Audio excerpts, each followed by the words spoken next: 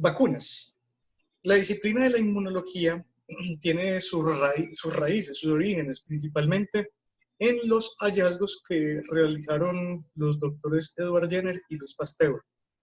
Nosotros ya sabemos, por las clases pasadas, que Edward Jenner, principalmente con un tipo de vacuna que provenía de la maceración de unas pústulas que obtenía de la viruela bovina, de las pústulas de unas ordeñadoras.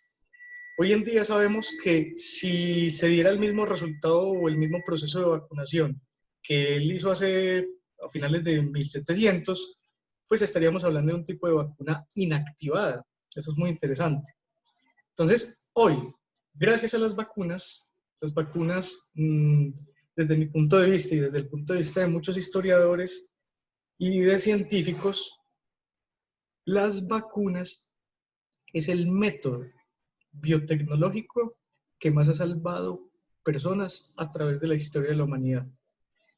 Gracias a las vacunas, hoy podemos hablar que la difteria, el sarampión, las paperas, tosferina, rubeola, poliomielitis y tétanos han disminuido en gran medida, sobre todo en los datos de incidencia. ¿Por qué? Porque se han establecido procesos de vacunación. De hecho, hay unos beneficios tan palpables respecto a la vacunación que una entidad milenaria, como lo era el smallpox virus, es decir, el virus de la viruela, se considera un microorganismo erradicado debido a un proceso de vacunación global. Hoy, solamente ese smallpox virus, existen unas cepas congeladas en el CDC, que es el Centro de Enfermedades en Estados Unidos, y su homólogo ruso. Hay otro tipo de cepas del virus de la viruela. Mucha gente se hace la pregunta del por qué las vacunas todavía no, digamos que la vacuna de SARS-CoV 2019, o SARS-CoV-2 más bien, no está todavía disponible en el mercado. Entonces, una de las cosas que hay que entender es que no esté disponible, de hecho la vacuna pueda ya existir. Lo que pasa es que hay muchas innovaciones que en este momento están en pruebas debido a que tienen que cumplir con unos tipos de ensayos clínicos supremamente rigurosos. ¿Por qué razón? Porque, por ejemplo, ¿cómo hacer que una vacuna que sea producida sea lo suficientemente efectiva como para producir, digamos, una carga inmunológica a 8.000 millones de personas? Imagínense que saliera al mercado la primera vacuna contra COVID 2019 y que fuese una vacuna, por ejemplo, que no tuviese una reacción inmunológica esperada. ¿Qué sucedería ahí? Se gastarían millones y millones de dólares en recursos. Entonces, entraríamos en una segunda oleada y escalada de, digamos, de crisis económica debido a esa misma situación. Entonces, no es que la vacuna no exista. De hecho, desde que salió el SARS, el coronavirus, el SARS-1, ¿cierto?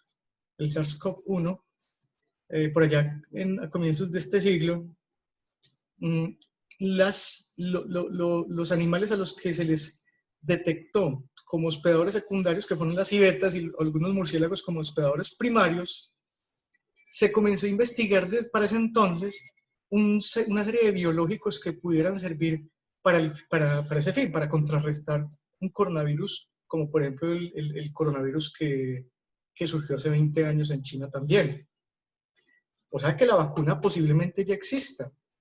La cosa es que es factible, jóvenes, que estos virus RNA, debido a sus características propias de este tipo de virus, puedan llegar a mutar, y lo que se tiene establecido es que una letrica de ese material nucleotídico de su genoma, que corresponde a 30.000 pares de bases nucleotídicas, cambia cada 2 semanas. O sea que en este momento estaríamos hablando que ya hay por lo menos 3 cepas de SARS-CoV-2. ¿Qué suscita eso? Hay un sinnúmero de innovaciones, pero las vacunas deberían ser lo suficientemente sensibles para poder abarcar todo el rango, digamos, de los herobares de coronavirus. Entonces el coronavirus juega realmente con sus genes por sus procesos de mutación a través del tiempo. Debido a que son virus, son microorganismos tan pequeños, tan poco, digamos, con metabolismos tan acelerados, tienen la capacidad mutágena de tener esos pequeños cambios a través de muy cortos lapsos de tiempo. Y eso es un problema sobre todo en el proceso de la generación de una buena molécula que le sirva a la humanidad y a los animales domésticos, porque ya saben ustedes también que SARS-CoV es un virus que puede afectar como antropozoonosis a los gatos. Entonces, para poder que un biológico de estos salga al mercado, tienen que pasar no menos de 15 años en ese proceso.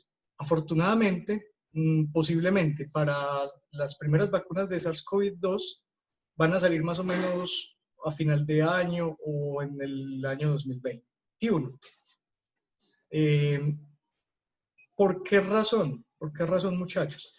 Porque ya la vacuna se ha venido generando y se ha venido pasando diferentes tipos de fases. Cuando ustedes, por ejemplo, en el ámbito de la farmacología se descubre una molécula, muchas de esas moléculas provienen de digamos, del conocimiento ancestral. Es cuando un químico le llama la atención una planta que un grupo de indígenas utilizan en vida silvestre para algún fin, el químico lo que hace es comenzar a investigar sobre las moléculas de esa planta, de esos extractos, y comienza a hacer bajo esquemas o diseños a nivel de computadores in silico la modelación de esas estructuras y comienza a determinar cuánto o qué tan factible podría servir el reconocimiento de esas moléculas por parte de algunos tipos de receptores. Eso se puede hacer a nivel de programas de bioinformática. Y también se puede determinar, por ejemplo, algún grado de toxicidad en algunas moléculas. Si la molécula a nivel in silico cumple con una serie de características, se podría hacer el diseño de la misma y se podría ensayar, no solo el diseño, porque se podría sintetizar, digamos, de la naturaleza, o se podría separar. También hay una forma de aislar ese tipo de moléculas, sobre todo por algunos tipos de procesos. Ve al baño. Qué pena, chicos, tengo un niño con rinitis. ¿Ya? Sí. Bueno.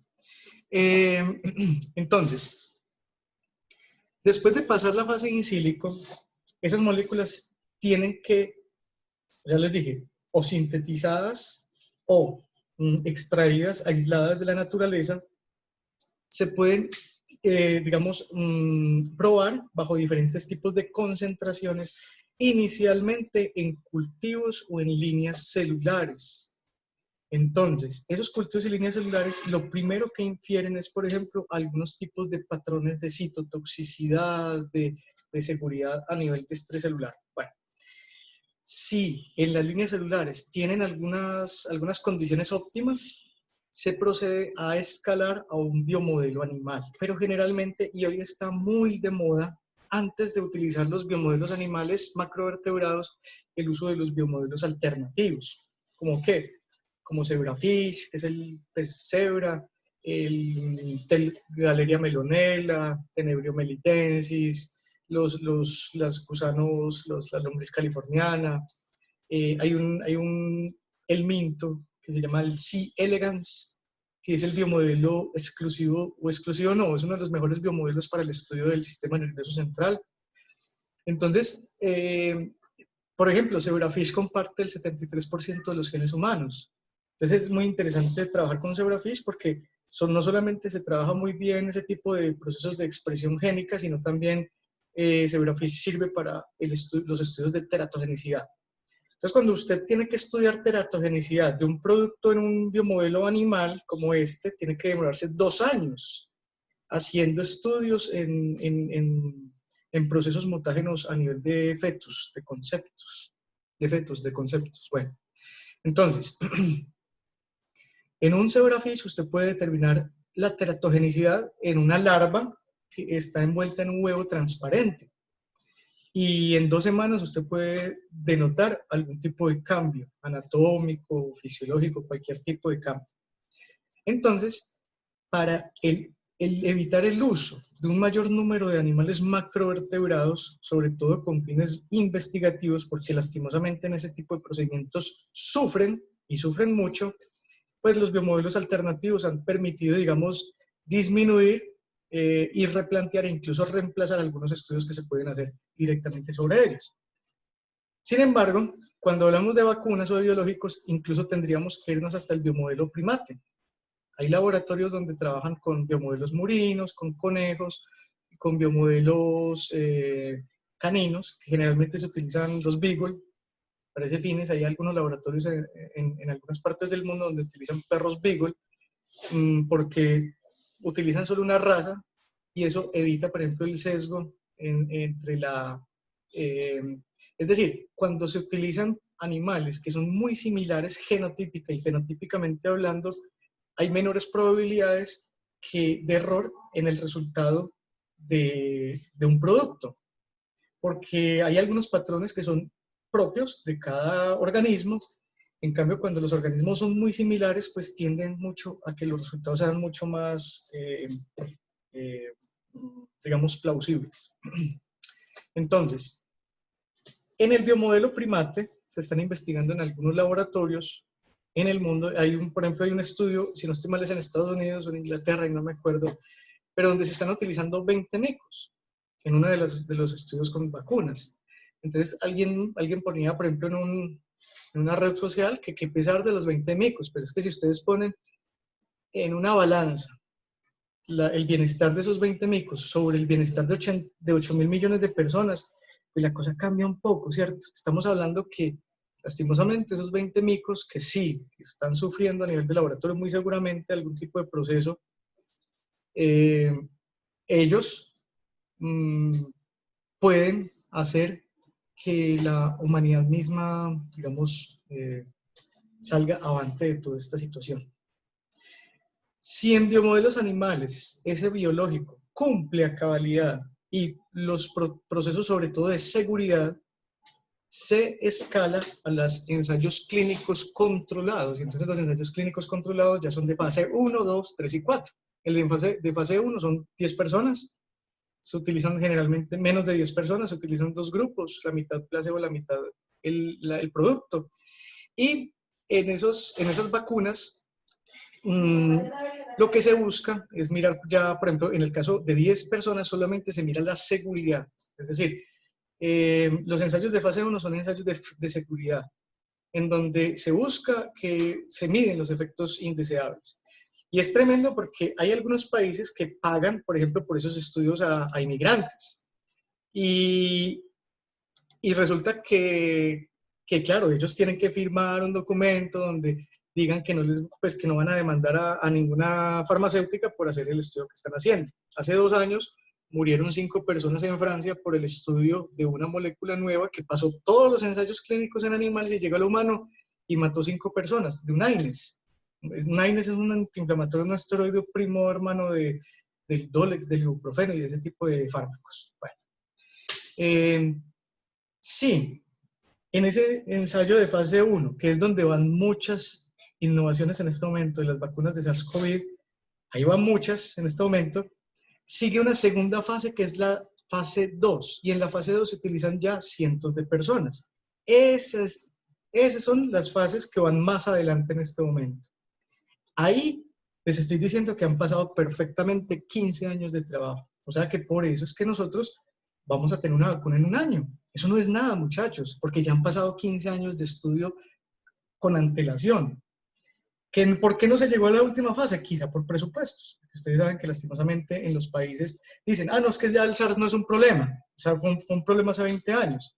Entonces no se le suministra plata para seguir formulando una innovación de este tipo. O simplemente una farmacéutica dice, no, ya no me interesa porque hace 20 años dio el último coronavirus.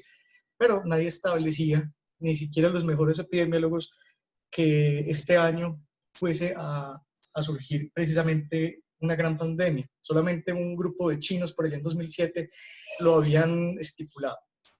Bueno, Ah, bueno, y Bill Gates también, increíble. Ah, bueno, y finalmente entonces los de fase 3 y 4 ya es cuando el fármaco es liberado, por ejemplo, de fase 3 a los hospitales. En los hospitales se comienza a mirar eficacia y eficiencia, y de fase 4 ya es cuando el fármaco está incluso en las droguerías, cuando todo el mundo lo está utilizando y revisan los efectos indeseables. Ya se buscas por uno por cada millón, por cada 2 millones, por cada 10 millones, ya hacen tasas, mejor dicho. Y esos son ensayos que hacen generalmente las grandes casas farmacéuticas. Entonces, realmente la vacuna sí está a puertas de salir, sino que es que, obviamente, mientras sale, se tiene que propender para que ese gran gasto económico que se va a dar como resultado de la generación de 8.000 millones de dosis, quien haga esa vacuna, y sin temor a equivocarme, les voy a decir, se va a volver una potencia mundial.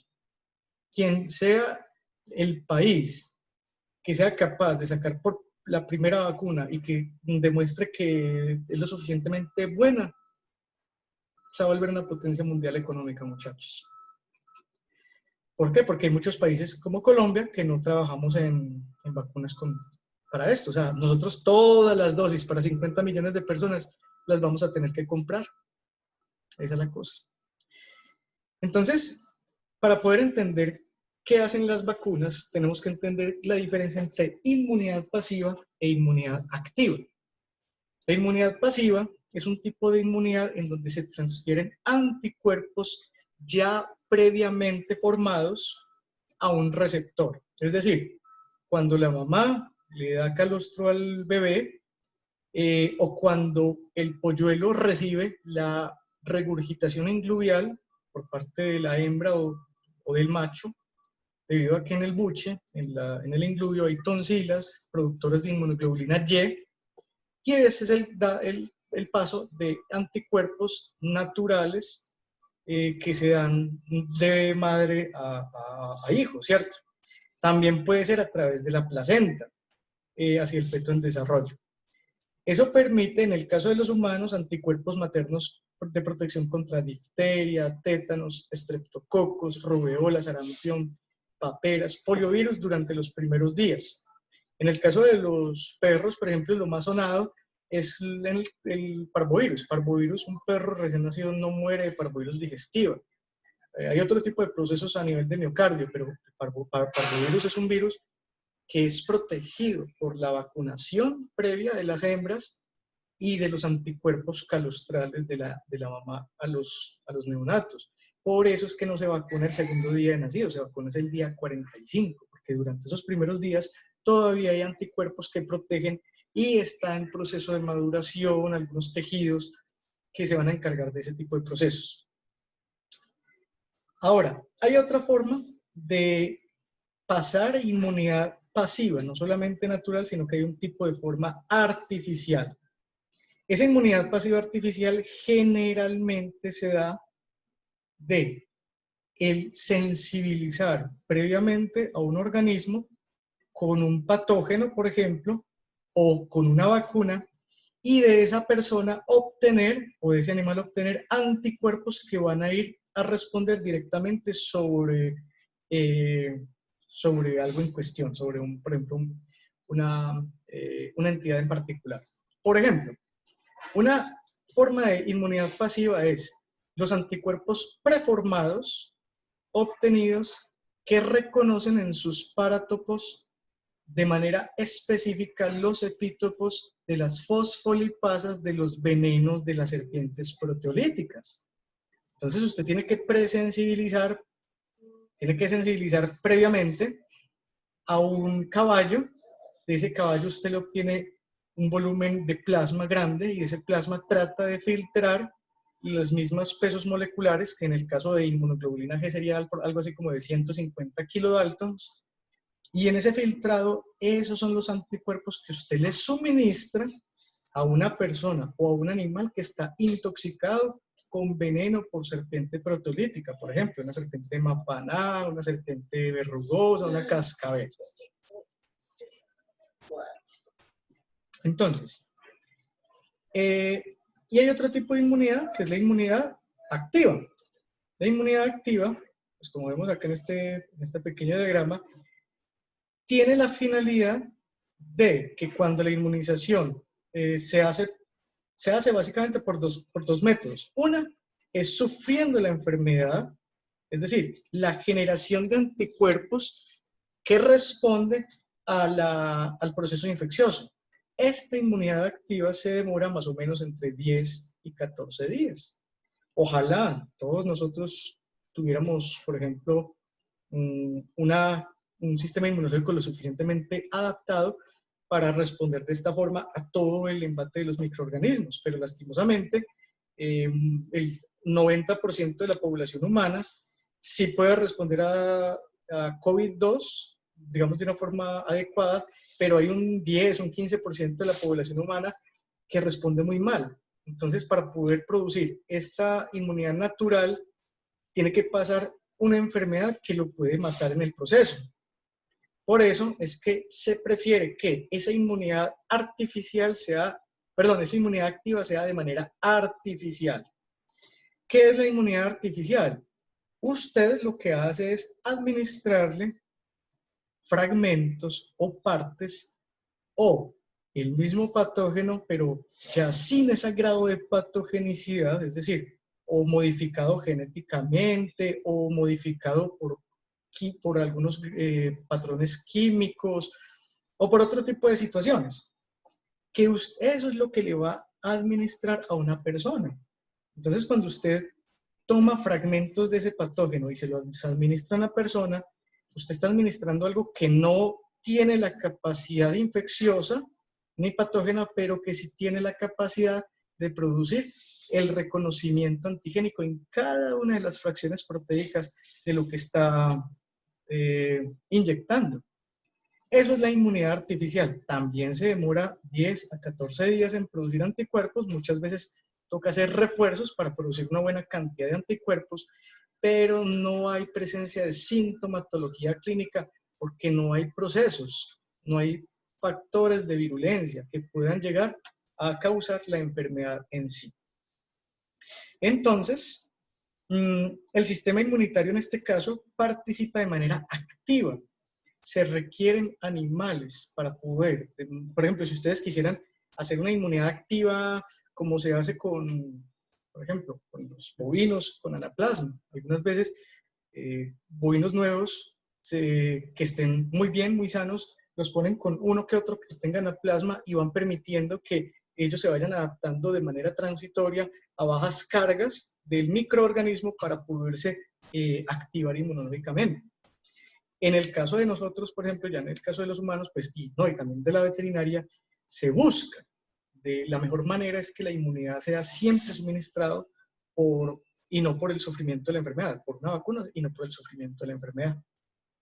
Entonces, una de las grandes diferencias entre la inmunidad pasiva y la inmunidad activa tiene que ver con que en la inmunidad activa tenemos que tener un animal que no tenga algún grado de inmunocompromiso. Es decir, los patrones inmunológicos tienen que estar en óptimo funcionamiento, porque en la inmunidad activa se busca precisamente que el mismo organismo reconozca patrones asociados, moléculas asociadas a patógenos, asociados a patógenos, moléculas de reconocimiento asociados a patógenos, perdón, que sean, digamos, muy similares en la naturaleza, que estén conservados en la naturaleza y que no sean propios endógenos en el cuerpo que está produciendo anticuerpos. Mientras que la inmunidad pasiva, generalmente usted lo que necesita es un accionar inmediato, es decir, usted tiene un animal intoxicado con fosfolipasas, usted tiene que agregarle anticuerpos directamente a ese organismo que está intoxicado para que esos anticuerpos de manera inmediata respondan sobre los epítopos de esos antígenos. ¿Cuál es el problema de estos, digamos, de estas moléculas que pueden propender a tener inmunidad pasiva artificial? Que puede desencadenar reacciones anafilácticas, ¿cierto? Ese es el problema. Entonces, aquí vamos a ver en este pequeño video el mecanismo básico de cómo es la síntesis de inmunoglobulinas o cómo es más bien el accionar de una vacuna en el sistema inmunológico. Entonces, ¿cómo responde el sistema inmunológico y cómo trabajan las vacunas, cierto? Básicamente eso. Ustedes primero tienen que hacer el aislamiento del patógeno. El patógeno se aísla y en algunos casos se puede fragmentar, se puede inactivar, se pueden simplemente coger fracciones que sean fuertemente antigénicas y en este caso este patógeno puede ser un virus. ¿Por qué? Porque estos son representaciones de proteínas víricas. Esta HA, recuerden que es de hemaglutinina y este NA es de neuraminidasas. O sea que lo más probable es que este virus sea un virus de la influenza, un influenza virus. Bueno, acuérdense que los influenza virus causan gripa, ¿cierto? Bueno, entonces esas fracciones, por ejemplo, de las membranas, lo que hacen es recircular, pero recuerden que esas fracciones en sí no son patógenas, pero sí tienen una amplia capacidad de ser reconocidas por parte de algunos tipos de células fagocíticas. ¿Por qué? Porque son regiones que no son típicas en células eucariotas y no solamente existen en virus. En este caso, las hemaglutininas son estructuras conservadas para los virus, no son estructuras propias de células eucariotas, entonces son reconocidas siempre como patrones extraños. Complejo mayor de histocompatibilidad de tipo 2 le presenta la información al linfocito T. Recuerden ese paso, ese era el último paso que habíamos visto, el complejo mayor de histocompatibilidad. Y después de esto, que esto es lo que vamos a ver en las próximas clases, es la proliferación de los linfocitos T como citotóxicos, como supresores o como CD4, pueden dar como resultado la B y la capacitación de los mismos. La información de parte del linfocito T, cooperador o ayudador, es capaz de información de los linfocitos para capacitar exponencial con el fin de producir luego cuando vuelva a entrar en contacto, por ejemplo, la gente.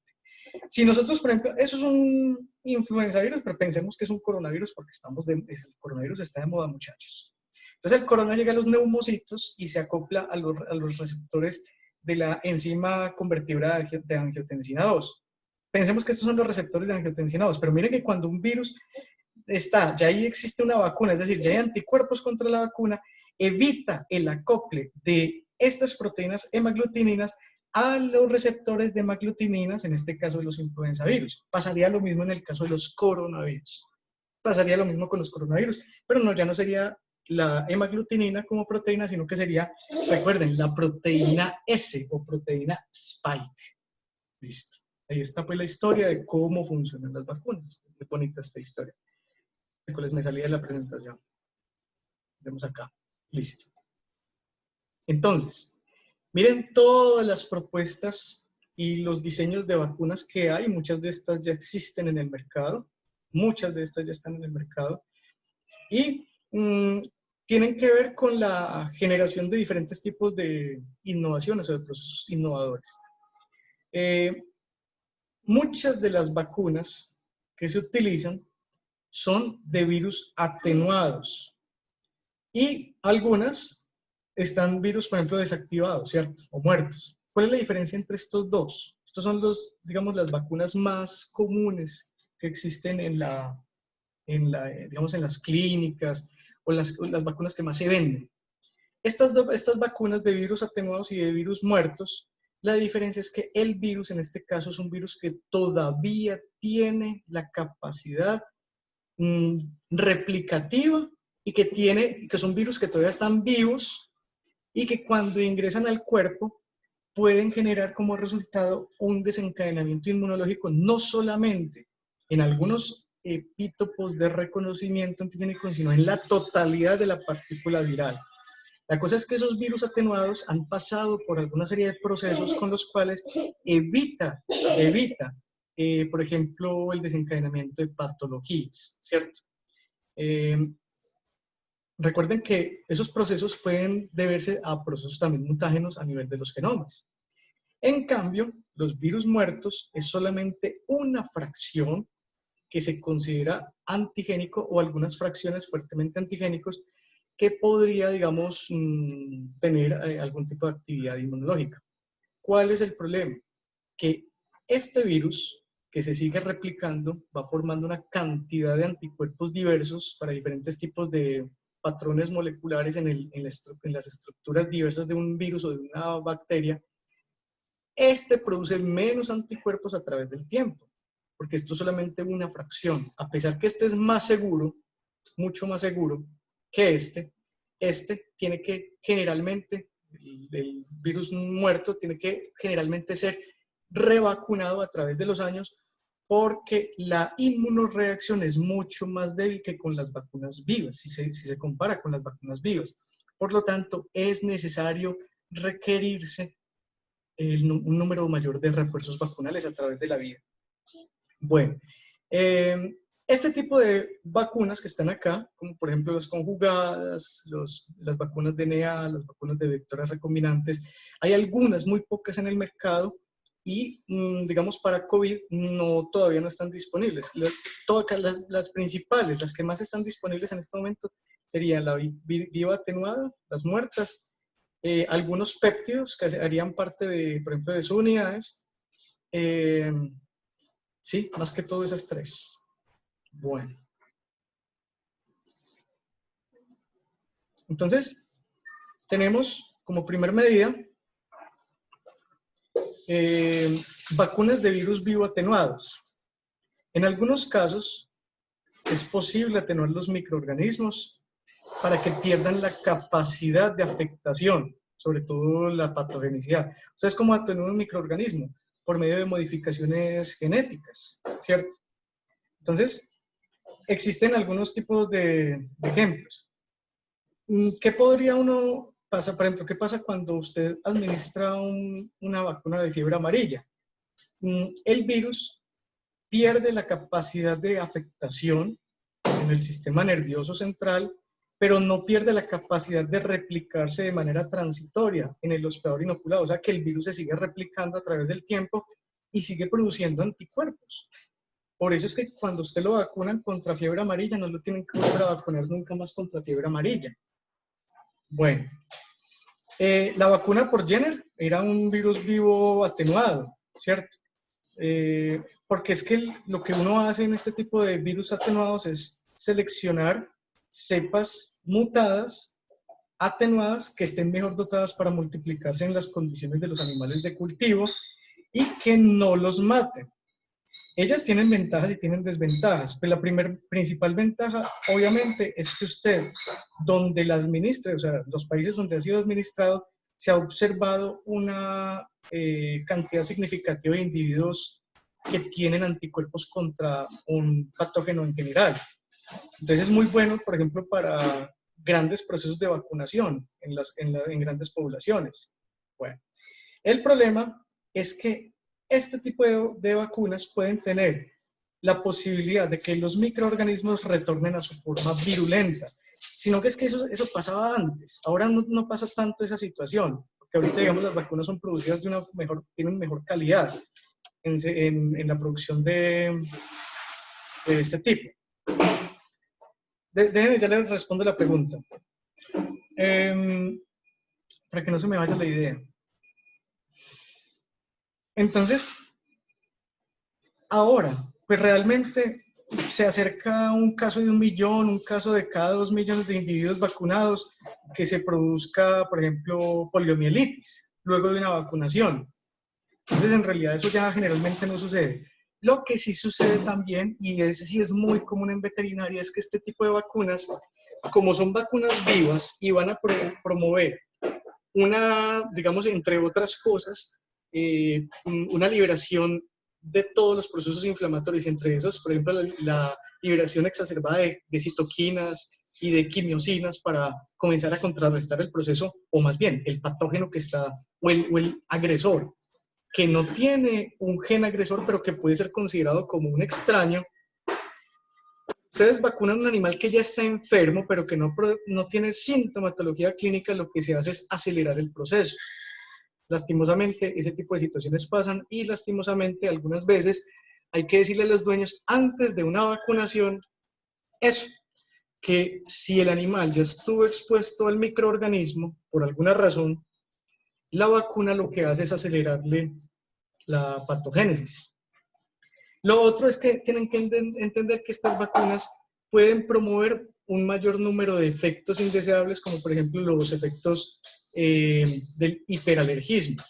¿Por qué razón? Porque estamos hablando de una cantidad de proteínas exógenas que están haciendo reaccionar, son proteínas nuevas para un organismo, y esa liberación exacerbada de, por ejemplo, de factores de la inflamación, como las bradiciminas, como los leucotrienos, como los tromboxanos, puede dar como resultado una proliferación exacerbada también de los mastocitos y basófilos y un shock anafiláctico.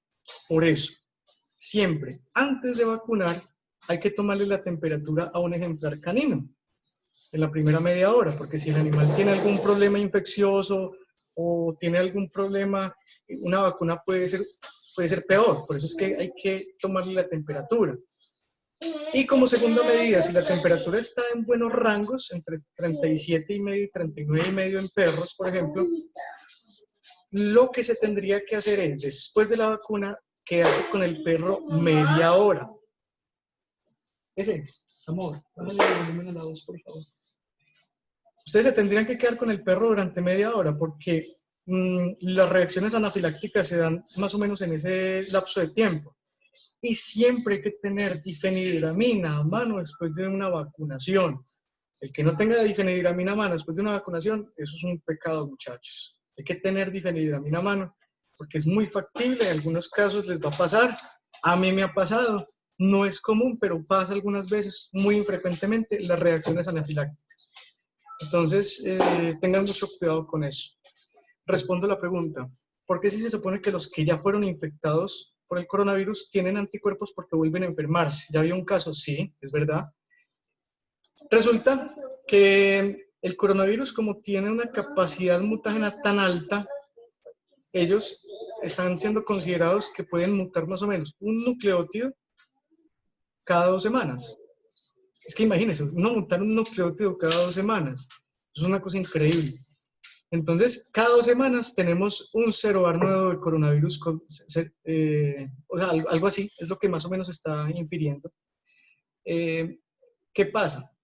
Que si usted genera anticuerpos para un coronavirus, no significa que vaya a generar anticuerpos para otro siguiente coronavirus. Me explico.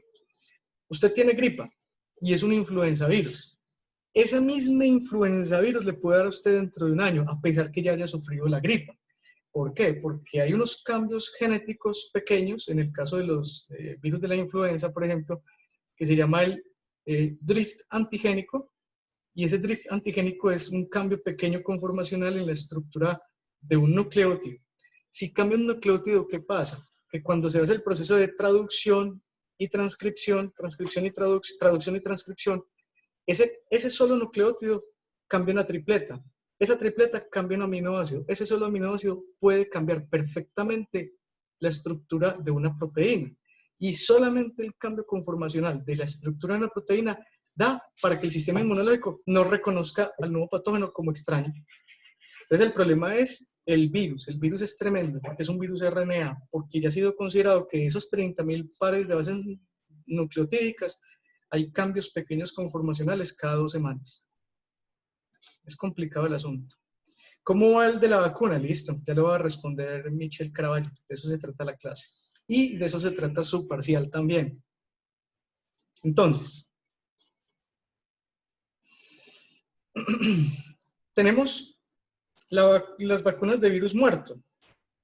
Las vacunas de virus muerto son vacunas que han sido desactivadas su agente patógeno mediante calor o sustancias químicas principalmente.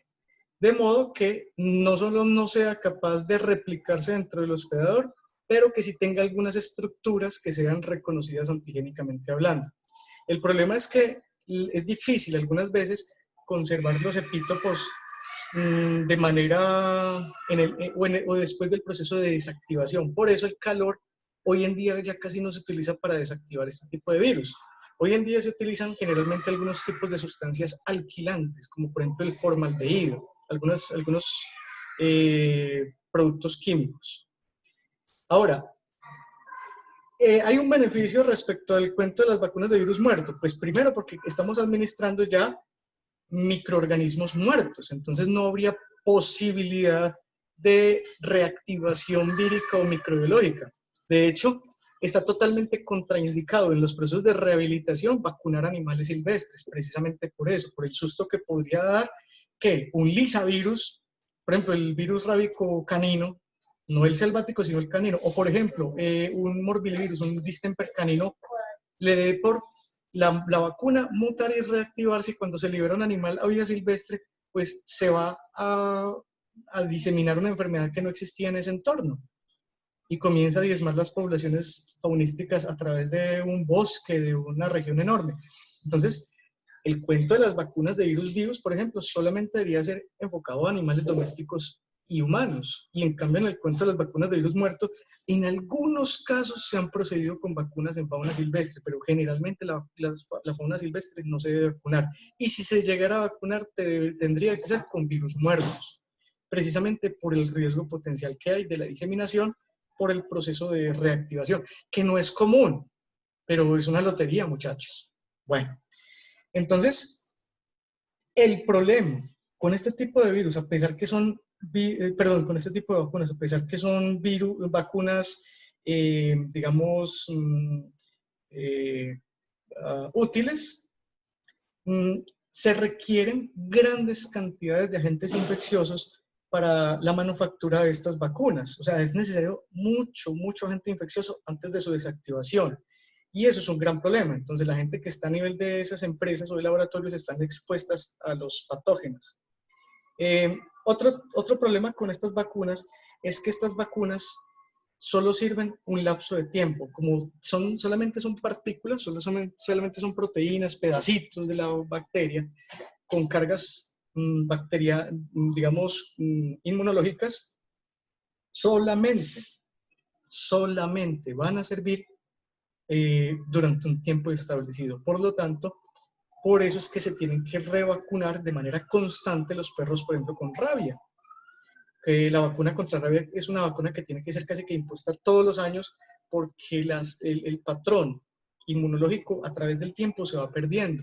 La carga de IgG a través del tiempo se va perdiendo debido a la incapacidad de seguir produciendo anticuerpos.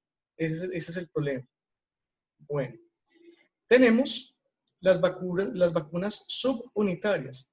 Debido a que, miren todos los problemas que tiene la vacuna de virus vivo, la vacuna de virus muerto, se han diseñado otro tipo de estrategias metodológicas en el ámbito de la biotecnología que permite mejorar la capacidad inmunológica y no solo eso, la disminución de los efectos indeseables. Entonces, hasta el día de hoy se han podido utilizar vacunas constituidas por macromoléculas purificadas específicas que se derivan de agentes patógenos. Y hoy en día, en la actualidad, se utilizan tres formas: las exotoxinas o toxoides desactivados, los polisacáridos capsulares y algunos antígenos proteicos recombinantes. Hay otras estrategias que se denominan los péptidos sintéticos, que ya los vamos a mencionar, pero los péptidos sintéticos hasta ahora no han tenido, digamos, unas buenas respuestas a nivel de la investigación. Entonces, ¿qué vamos a ver nosotros acá? Algunos toxoides, por ejemplo, como el toxoide que se utiliza, por ejemplo, en los tétanos. Recuerden que el tétano en sí, o el Clostridium tetani, la bacteria no causa una afectación. De pronto a nivel tópico sí, donde llegue la lesión o donde llegue la bacteria.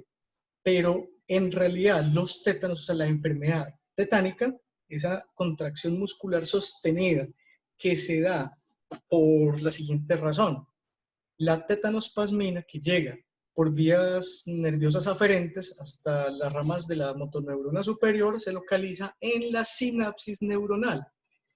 En la motoneurona superior, en la sinapsis, en el botón presináptico, perdón, existen unas vesículas donde hay un accionar de algunas proteínas y esas vesículas tienen que llegar hasta el botón sináptico. Esas vesículas, algunas de ellas tienen neurotransmisores inhibitorios, como por ejemplo el GABA o como por ejemplo la glicina. El GABA es un neurotransmisor muy interesante porque es el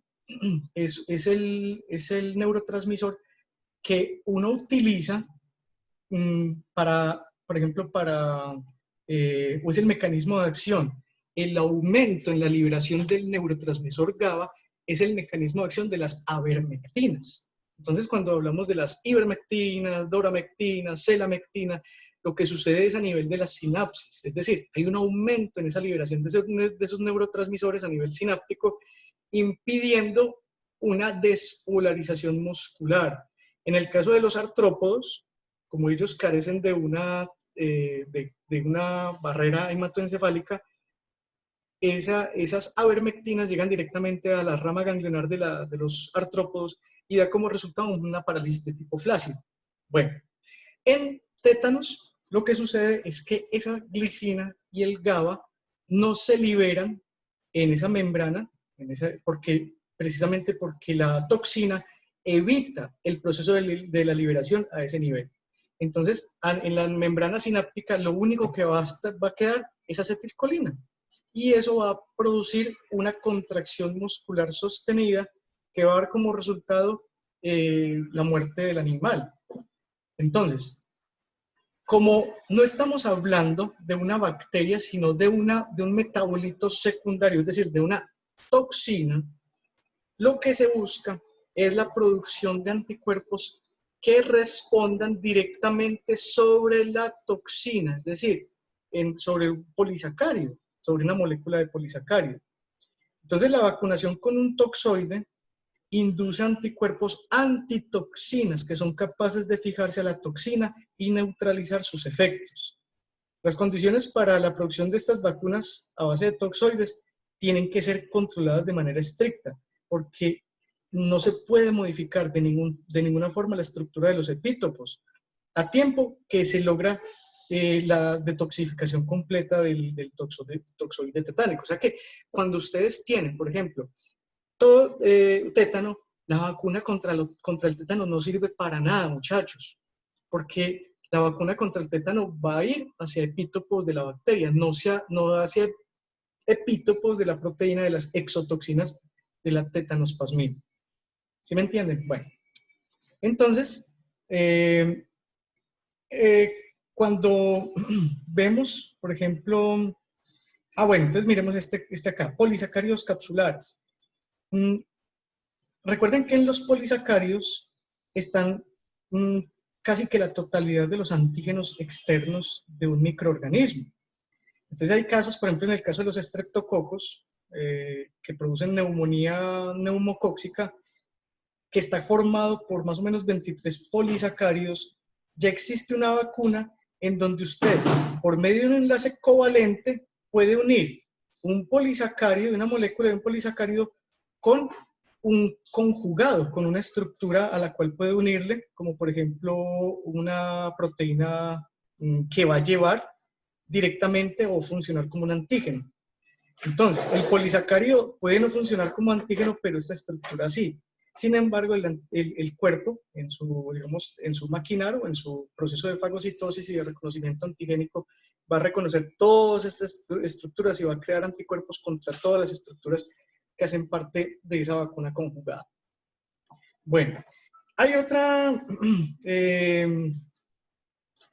otro tipo de proteínas, como por ejemplo estos péptidos sintéticos.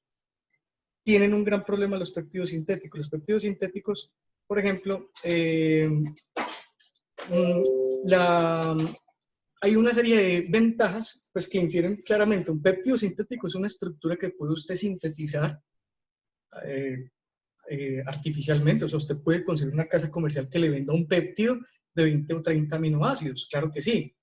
Lo otro bueno es que usted puede administrarlo y se supone teóricamente que esos péptidos deberían ir rápidamente e incluso sin necesidad de pasar por otro tipo de macromoléculas como por ejemplo el proteasoma, llegarían directamente al complejo mayor de histocompatibilidad.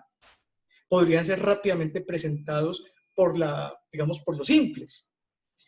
Esos péptidos es lo que ha venido trabajando Patarroyo en su vacuna contra la malaria y lo que ha venido trabajando una serie de grupos en Brasil respecto a una vacuna para el control de las garrapatas. Se supone que en las vacas que sean vacunadas pueden tener en su sangre unos, digamos, péptidos que va a hacer que en los artrópodos que consuman la sangre de la vaca ya sensibilizada, puede haber un desencadenamiento antígeno-anticuerpo en el tracto digestivo de los artrópodos y los artrópodos literalmente morir.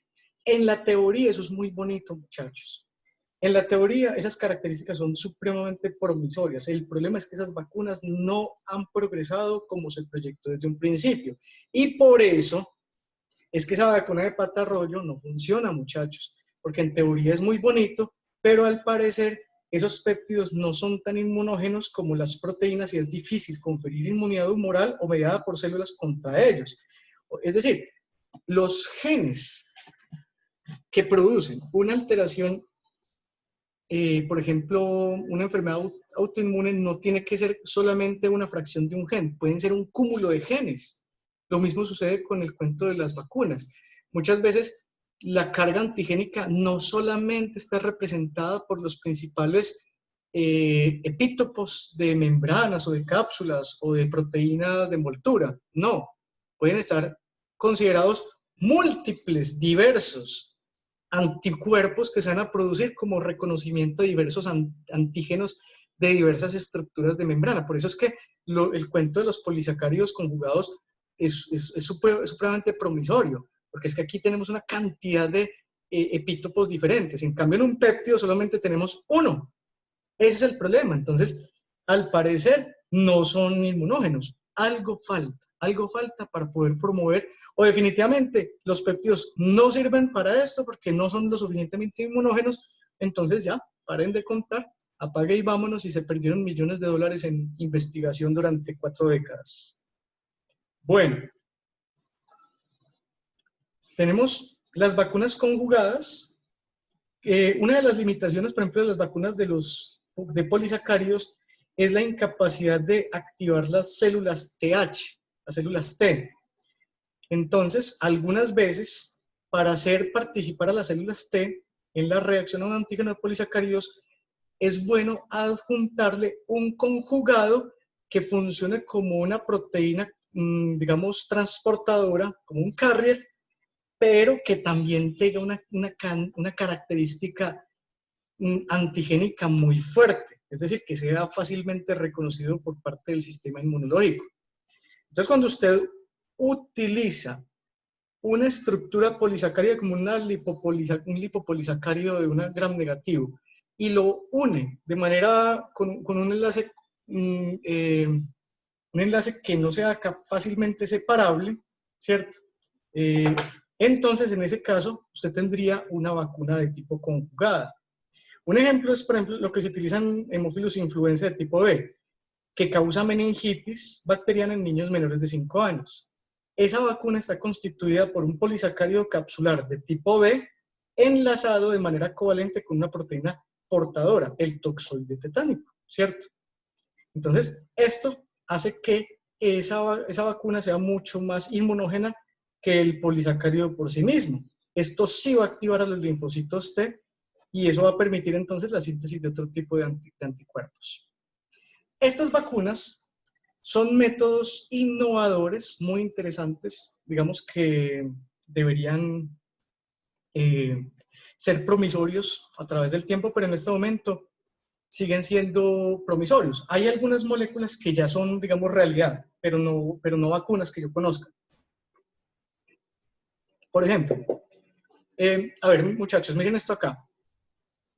Hay una serie de estrategias metodológicas en la biotecnología que permite la encapsulación de algún componente, evitando que el componente que uno quiera llevar vaya directamente a la célula en cuestión, sin, por ejemplo, evitando efectos indeseables, evitando el contacto con células que no necesita para su proceder, o simplemente darle protección a una molécula que se puede dañar con el entorno, o simplemente dirigirlo para evitar otro tipo de procesos. Me explico. Esto que ustedes ven acá, asumamos que esto puede ser, por ejemplo, péptidos de reconocimiento antigénico, pero resulta que esos péptidos, cuando usted los administra por ejemplo, por vía oral, una vacuna oral, puede ser, no sé, me la estoy inventando, estos péptidos se van a degradar por la acidez del tracto digestivo. Entonces, usted tiene que encapsular algunas veces estructuras que permita simplemente que sean protegidas por el entorno hostil al que se ve enfrentado. ¿Cómo lo puede encapsular? Entonces, por ejemplo, el caso de las moléculas de doxiciclina, nosotros la encapsulábamos con gelatina de laboratorio, con un biopolímero que está muy ampliamente distribuido en la naturaleza, que se llama carboximetilcelulosa, y con sacarosa. Y obteníamos unas moléculas muy interesantes, entre 200 nanómetros hasta 20, 30 micras de tamaños. Pero hay otro tipo de estructuras que deberían ser por debajo de los 200 nanómetros, que pueden ser utilizadas, por ejemplo, intravenosamente, que pueden llevar y que pueden transportar péptidos al sistema directamente inmunitario. Ese tipo de estructuras, usted puede recubrir una molécula, por ejemplo, que tenga actividad antigénica con fosfolípidos de membranas. Eso se denominan los liposomas. Y estos liposomas, usted le puede adicionar incluso, eso es ingeniería genética, muchachos, usted le puede adicionar anticuerpos a estos fosfolípidos. Usted puede comprar fosfolípidos, puede ser solo fosfatilcerina, puede ser solo fosfatilcolina, fosfatiletanolamina, incluso para darle estabilidad al liposoma, usted le puede administrar, puede utilizar colesterol como un reactivo de laboratorio y puede utilizar anticuerpos monoclonales para ligarlos en esta estructura. Entonces, lo que usted hace con esto es básicamente producir anticuerpos a esta matriz sólida con el fin que esta estructura que usted está inyectando vaya directamente a un sitio de reconocimiento del antigénico. Eso se llama fármacos de liberación dirigida o de liberación controlada. Hoy yo no conozco sinceramente todavía vacunas que tengan este tipo de tecnologías, pero sí conozco fármacos que la tienen. Hay un producto que se llama la anfotericina. La anfotericina fue utilizada como antifúngico durante décadas en el siglo pasado. El problema es que a pesar de ser tan buen antifúngico, era utilizado para los antifúngicos sistémicos, es decir, cuando habían problemas de hongos a nivel pulmonar. El problema es que la anfotericina era exageradamente tóxica y producía alteraciones de todo tipo, sobre todo en las células del sistema respiratorio. Entonces, lo que se utilizó, anfotericina B incluso estuvo 10 años, fue un producto que casi que dejó de ser utilizado.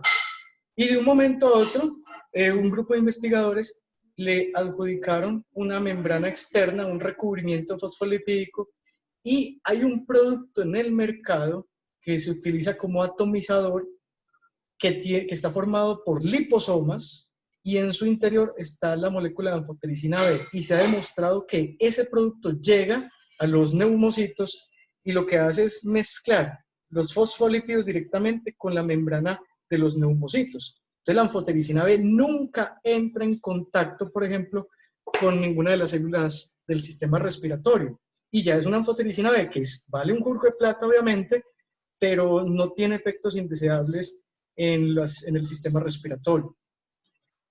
Entonces, los liposomas, pues es una estrategia muy interesante.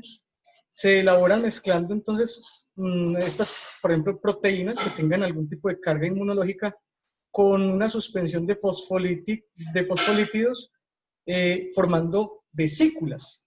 Entonces van formando una serie de capas, vesículas, ellas tienen esa capacidad. Cuando ustedes ponen grasa sobre agua, se van dando cuenta que forman es como bolitas. Esos son micelas, se llaman así, micelas. Y la grasa tiene esa característica de formar vesículas. Entonces la grasa lo que hace es encapsular ella misma, en tamaño microscópico, micropartículas de estructuras que pueden ser potencialmente utilizadas con fines inmunológicos. Aquí tenemos lo que tenemos que entender, digamos, para el parcial. Primero, tenemos que entender cómo funciona una vacuna, ¿cierto? Esto hace parte de los 2 artículos que les mandé esta mañana. Un diagrama muy sencillo. Esto es lo mismo que vimos en el video. Aquí vemos el coronavirus, cómo ingresa, por ejemplo, el neumocito y cómo puede darse la vacunación con un virus que tenga, por ejemplo, una modificación en su genoma, ¿cierto? Un virus vivo modificado. ¿Cómo podría responder inmunológicamente el cuerpo? Bueno, aquí vemos en esta diapositiva que también hace parte de esos 2 artículos. Insisto, es muy interesante porque un artículo es de esta mañana, ¿cierto?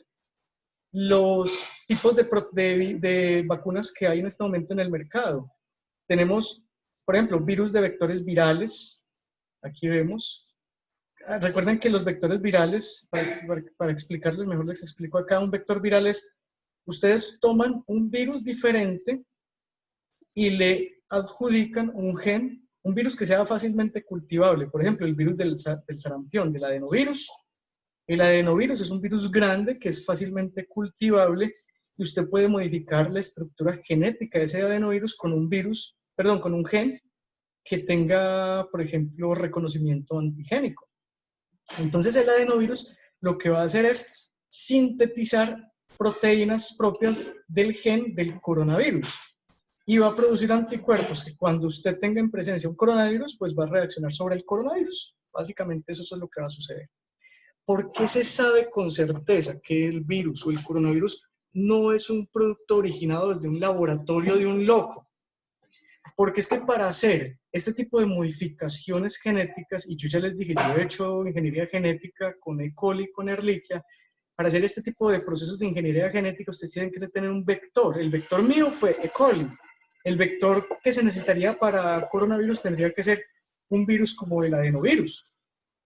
Y cuando usted hace secuenciación genética por PCR de la material nucleotídico que se encuentra en este espacio, debería salir positivo a corona, pero también deberían salir genes similares a adenovirus. Entonces, los estudios que se han hecho y que se han comparado filogenéticos entre los coronavirus humanos y los coronavirus que hay en la naturaleza de murciélagos y de pangolines son los que tienen mayor identidad. No existen en esos pacientes humanos estructuras que tengan que ver con adenovirus. No hay nada que tenga que ver con material genético de otro tipo de virus que son llamados virus vectores. Como no hay nada de los vectores en ninguna confirmación molecular, entonces no puede ser denominado un virus obtenido desde una... Es que muchachos, para hacer un virus nuevo tenemos que tener un molde. Y algunas veces, para vender el pastel hay que venderlo con el molde incluido. Si usted vende el pastel, se le puede desbaratar. Es eso. Entonces, es la misma cosa, es la misma analogía. Tenemos que tener material nucleotídico de ese vector para entender que pudo haber sido una manipulación genética. Antes de eso, no, muchachos. Bueno, lo otro es que tenemos virus, por ejemplo, los vectores de proteínas como estos adenovirus, ¿cierto? Ya los comenté, pero pueden haber virus vivo modificado, virus muerto, simplemente material nucleotídico, péptidos, es decir, o simplemente candidatos vacunales basados en la administración simple de péptidos, ¿cierto? A eso me refiero. Entonces, los equipos de investigación de todo el mundo se han desarrollado más de 90 vacunas, muchachos. O sea, las vacunas ya existen más de 90 vacunas contra SARS-CoV-2. Lo que pasa es que no han pasado los ensayos clínicos totales para poderla liberar. No se pueden liberar todavía, muchachos, hasta que no definan que es lo suficientemente eficaz y segura para poder ser liberada. Eso es muy importante. Y las vacunas, a pesar que aquí vemos que el mayor número de innovaciones están basadas en las proteínas, las vacunas que están a puertas de salir al mercado son las vacunas inactivadas, en color amarillo. Entonces, ¿por qué? Porque es que estas vacunas son las que han venido siendo trabajadas desde hace casi 15 o 20 años atrás, ¿cierto? De eso se trata, muchachos. Bueno, entonces, esto es más o menos lo que necesito que ustedes me identifiquen en el parcial. ¿Cuál sería el accionar de esas vacunas inactivadas sobre el manejo inmunológico en un organismo, llámese perro o humano, cómo sería la producción de anticuerpos y cómo responderían esos anticuerpos ante el embate de un coronavirus. Ese es el parcial. Bueno, pregunta, ¿por qué las vacunas orales no son tan utilizadas? Eso es una muy buena pregunta. Yo creo que tiene que ver es con la estabilidad. Joan, realmente el pH gástrico de un perro es más ácido que un limón. Entonces una vacuna es un biológico, ahí se desnaturaliza prácticamente todo. Entonces si no tiene un carrier, un protector muy fuerte, la vacuna se desnaturaliza, un anticuerpo no resiste ese medio. Solamente un anticuerpo como inmunoglobulina G acoplada a un receptor, por ejemplo, FC, como por ejemplo en los procesos de transitosis. Pero de resto, ninguna inmunoglobulina soporta ese embate. Ninguna molécula soporta ese embate. Es muy difícil, se desnaturaliza todo. Bueno, muchachos. Sí, lo último que dije, la última diapositiva. Que su parcial, el parcial tiene que ver con las últimas diapositivas, por ejemplo, estas que estoy mostrando acá. Estos dibujitos hacen parte de los dos artículos que les pasé esta mañana y que están en ese link de Drive. Y tienen que ver con el proceso de vacunas que han sido generadas durante estos últimos 2 o 3 meses para el combate de coronavirus. Ustedes me tienen que mostrar qué hace principalmente la vacuna de virus vivo inactivado, ¿cierto? Y esa vacuna, ¿por qué? Porque son las que van a salir posiblemente, muchachos, es la que posiblemente salga. Y de esa vacuna de virus vivo inactivado me van a decir cuál es todo, qué va a hacer toda esa vacuna dentro de la célula, cómo es el proceso inmunológico para producir anticuerpos sobre el virus. ¿Qué pasa cuando el virus entra? ¿Qué es lo que va a actuar sobre el virus y qué va a hacer que no se produzca la sintomatología clínica indeseada? Bueno, inmunidad activa, espérate que hay más preguntas. Profe, la inmunidad activa se expresa la respuesta humoral, no tiene nada que ver. La inmunidad activa se expresa la respuesta humoral. Manuela, usted me puede preguntar mejor me puede hacer mejor esa pregunta. No se la entiendo del todo. En la inmunidad activa se expresa la inmunidad humoral. Bueno, la inmunidad activa, a ver, ya estoy tratando de entender la pregunta. Claro, tiene que expresarse la inmunidad humoral. Tiene que expresarse, porque es que en la inmunidad activa siempre tiene que haber todos los procesos inmunológicos, tanto celular como humoral, porque es que el fin último de la inmunidad activa es la producción de anticuerpos, ¿cierto? Bueno. Chicos, a ver, yo creo que las personas tienen que comer muy bien, tienen que dormir muy bien, tienen que tener hábitos sanos. Y esos hábitos sanos, comer bien, dormir bien, estar en un ambiente tranquilo, porque el estrés también es un desencadenante de inmunocomprometimiento, permite que uno tenga la suficiente carga inmunológica y celular para poder protegerse de los diferentes antígenos que hay en la naturaleza. Entonces, no es el hecho de no salir a los bosques, por ejemplo, no es el hecho de no estar en contacto con los antígenos. Sí, o sea, yo siento que sí hay que estar en contacto con ellos, pero después que el niño se revuelca en tierra, hay que bañarlo supremamente bien. Pues ese es mi concepto. Si el pelado se quiere saltar sobre los charcos, quiere salir a un bosquecito o quiere ir a tocar animales a una granja, que lo haga.